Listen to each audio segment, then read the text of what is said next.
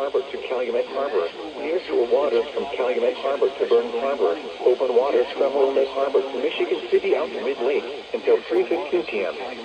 At 2:17 p.m., a strong thunderstorm was located over Midway Airport for 7 nautical miles southwest of 31st Street Harbor, moving northeast at 20 knots. Hazard, wind gusts to 40 knots. Source, radar indicated. Impact, small craft could be damaged from briefly higher winds and suddenly higher waves. Locations impacted include Harrison Beaver, Cribs, Calumet Harbor, Indiana Harbor, 31st Street Harbor, Monroe Harbor, Burnham Harbor, Marina Shores Essen Harbor, 59th Street Marina, Hammond Marina, Jackson Park Harbor, Diversey Harbor, and Deuceable Harbor. Move to safe harbor immediately as gusty winds and high waves are expected. Move to safe harbor immediately as gusty winds and high waves are expected.